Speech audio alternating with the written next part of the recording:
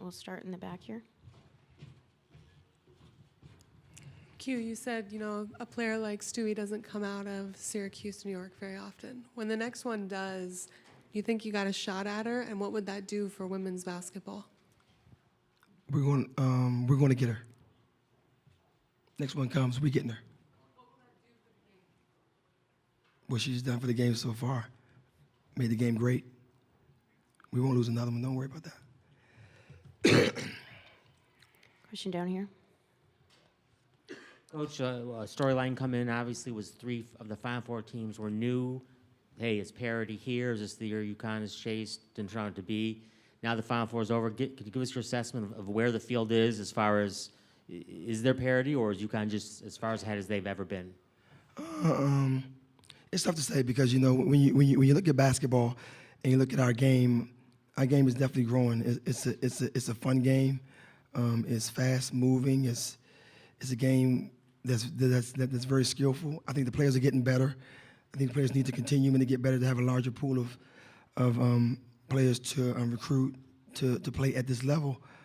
But the thing about our game is, obviously players come and play for 4 years. So if you get a Breonna Stewart or you get a Brittany Sykes or you get a Breonna Butler or you get a Alexis Peterson, you got them for 4 years. And I think the proof is what we've done in 4 years. We've built a lot in 4 years because our players have stayed and we've gotten a lot better. So I think there is parity. UConn was a very good basketball team, and moving forward, you just don't know. I know that I tell my kids we were on upset alert as soon as the brackets were put up, and we had 7% chance. And the one thing about me is that I told my kids, my dad always told me I was great, and the more he told me, the more I believed it. And I always didn't think it, but I just believed it. I know I'm gonna take some time and explain this story. So when I talk to my kids and I tell them, I said, you can't look at what people say about you when it's negative. You can't look at where people put you, because if you believe that, that's what you're gonna be. So I always told my kids, we are a great basketball team and you're great players. And I don't lie to them. They are a great basketball team and they're great kids and they're great players. I told them that we're never gonna be the victim. Don't ever be the victim. Because, victims lay down. That's why we did what we did today. And our kids are competitors. And I just wanted them to believe. So every time we saw 7%, 0.003%, that was great. Because it proved that if you believe that you're great, nobody can tell you that you're not. And my dad made me believe that I was great and that I was going to be successful. I'm sitting here, and they brought me here. It's about my kids. It had nothing to do with me. But I believed it, and I made them believe it. Question down here in the front. Was early on, do you think maybe the offense was a little too ambitious, taking a lot of shots from deep, and then maybe later on was settling for maybe some of those mid-range jumpers? No, it's probably the least amount of threes we took all year. So no, I don't think that's accurate at all. We took what they gave us. We attacked the rim. We took 62 shots. We took 19 threes. So that's a lot of 2-point field goals. So they closed out on the 3-point line, so we attacked the rim. So no, I don't think that's accurate at all. I thought that we took what they gave us, and that was attack the rim, and that's what we did. Question here in the middle. Talk about Cornelia Fondren's performance today. It's just amazing. It's just a really tough kid. When you have kids that compete at a high level, you have a chance, and that's what she did. Corn just really competed at a high level, and she did this last year. It's amazing how at the end of the year she starts playing really good at the right times, and she was amazing. Just a really competitive kid who deserves to be praised for her effort. Question here from Lindsay. Q, you had a great team this year, no doubt. How do you make sure that you guys are a great program and can get back here? I think you just have to continue to develop the players that you have and recruit great players. And we work hard at it to get the kind of athletes in our program that can get us to this level. And we're going to continue to work hard and develop what we have. And I think that playing our conference gets us ready to play at this level every night. So we're going to just continue to work hard and develop players and get great players. Question in the aisle, the gentleman. Coach, the 16-0 run in the third, what went right defensively that translated to the offense? Our kids' effort, really, they really just got a great jolt of energy, and we started to scramble a little bit and got some of the things that we normally get, and it really changed the tempo of the game. But when you get it to 17, you give up 3 straight layups. That's tough. You get 1 or 2 more stops, and you get it down to 13. It changes the game. But credit to UConn, they got the floor space and did some things to attack us on the back end and got some easy shots. Question here in the aisle. You mentioned that your goal was don't be the victim, don't lie down, believe in yourself, but specifically, what was your goal going into this game? Don't lose by, or was your goal win? I think that when you come into a basketball game, or you come into any sports competition, I don't think nobody walks into, if you do, you shouldn't go anywhere thinking you're going to lose a basketball game. I actually thought we was going to be 38-0 this year in the national championship, because every year I practice and I sit here until it's all over and I watch the confetti fall. I come to every game. I sit both games. So I watch the confetti fall because I wanted to practice on how I felt when the confetti falls on your head. I do it every year. Noah Lynn would tell you in the ACC, when we lose, I stay to the last game because I like to get the practice for the confetti. And it felt better in Sioux Falls than I thought that it felt any other game where I sat there and the confetti fall, I wasn't on the floor.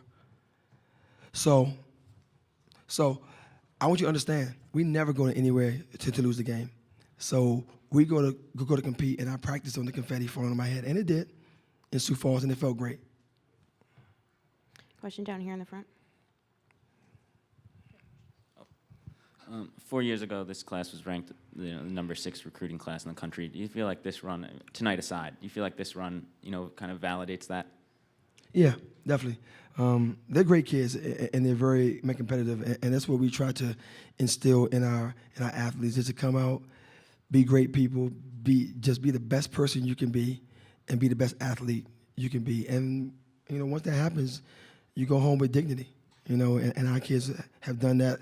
All 6 of our seniors are in graduate school and leave with master's degrees. That's amazing. So not only are they great players, but they're great student athletes, and they're great students.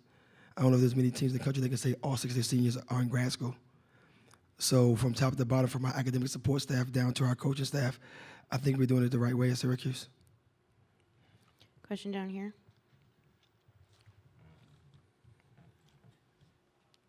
I'm sorry.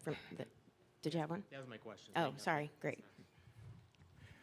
Marvin Chambers, Houston Sun. Congratulations, Coach, for the great season. Thank you. Second half, it seemed like you guys got into a 1-2-1 offense, and the ball was flowing. What did you say to your kids, second half? Because it seemed like you guys settled in the second half and start playing as your game plan, scripted out. Yeah, that's exactly what it is. When you play against a long athletic team, you have to move the ball side to side and be able to attack and move the defense. In the first half, I thought that we played a little bit too much one-on-one. Second half, I thought we got the ball moving side to side and moved the defense and got to the rim and played in space and was able to now attack the rim without having them loaded and the floor shrunk. So, yeah, that's a great assessment of what happened. We started sharing the ball and moving the ball in it, and it paid dividends for us. Question right here. Q, first of all, congratulations on your historic season, even though you didn't get the result that you wanted. That being said, you lose a player in Brianna Butler, and I know your senior class will be graduating. Talk about what the future holds for Syracuse women's basketball going into next season. I think the future is really bright. Obviously, we signed another top 25 class, so some great players coming in, and I think what this year has done for our program, it's made all of us better. I think that, and this is just being honest, I think that the media challenged our city and challenged our fans, and our fans showed up big in the tournament. So that was good. I think that they gave him a little joke because we had an unbelievable crowd in our games at home for the tournament, and I thought that Kim did a great job of promoting the tournament and getting us a great crowd. Same thing here. I thought that every round that we went to, I thought that our fans, it sounds crazy, but I thought they competed. They came out because I think they took it personal. then from that, when we get the same kind of deal where we're picking out the win, we took it personal. So I think that from our fans to our recruits to the players that are still here, I think the program is in great shape, and I think that we're going to see much better things from us. We'll take a final question here. What was it about UConn maybe being able to break the press? Was it just that they were, so athletic, or what was it so, specifically? We didn't score. So when you don't make shots, you can't get your pressure set. We were pressing more in unsettled situations, and when we started scoring the basketball, I think that's when the 16-0 run started. We scored the ball went through the net, so we can get our press set. So that's the key to our pressure, is getting the ball in the basket. We have a press package off missed shots, but it's just so unsettled.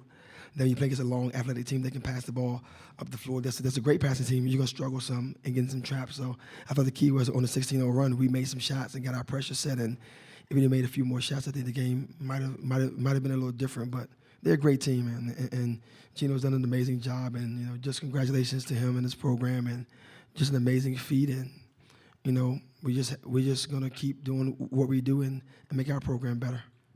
Thank you, Coach. Thank you. The locker room will be open until 11:27.